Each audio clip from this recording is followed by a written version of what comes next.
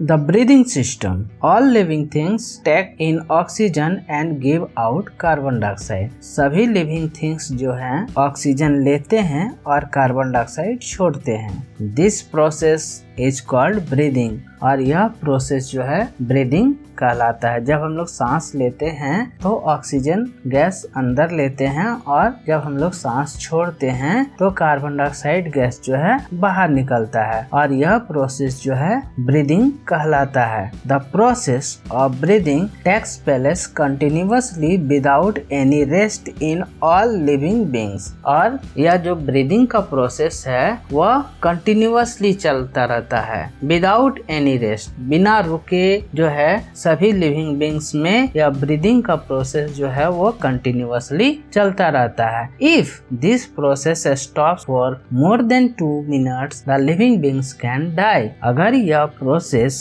2 minute से ज्यादा के लिए रुक जाता है तो लिविंग बीइंग्स जो है वह मर सकता है।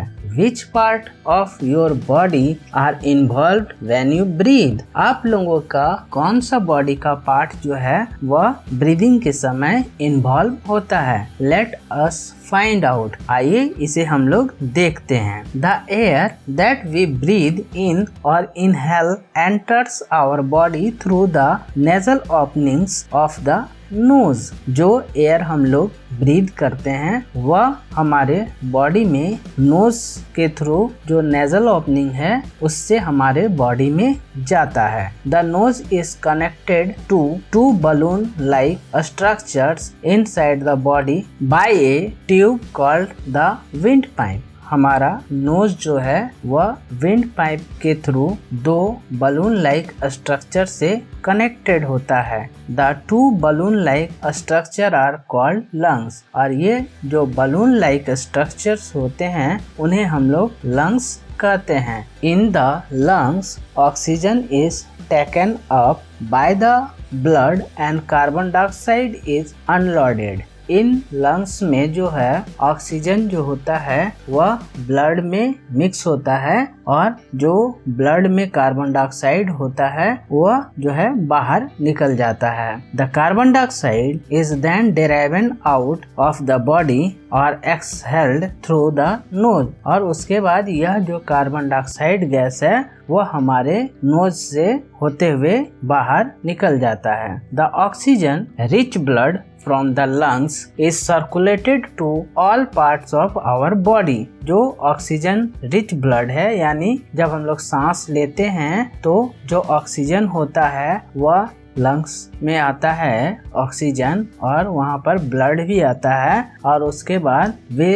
जो है ऑक्सीजन जो है वह ब्लड में मिक्स हो जाता है और वैसे ब्लड को हम लोग ऑक्सीजन रिच ब्लड कहते हैं। और यह ऑक्सीजन रिच ब्लड जो होता है वो हमारे पूरे बॉडी में सर्कुलेट करता है यानी कि पूरे बॉडी में पहुंचता है। Blood also collected carbon dioxide from all parts of the body and brings it to the lungs. Blood जो है वह पूरे बॉडी से जो है कार्बन डाइऑक्साइड को कलेक्ट करता है और उसके बाद उसको लंग्स में लाता है। We thus understand that during the breathing process oxygen is consumed by the body। और इससे हम लोग समझ सकते हैं कि जो ब्रीदिंग प्रोसेस है उसमें जो ऑक्सीजन होता है वह बॉडी के द्वारा कंज्यूम किया जाता है यानी ऑक्सीजन का उपयोग जो है हमारा बॉडी करता है। This helps different organs to get energy to perform different body function. जो ऑक्सीजन है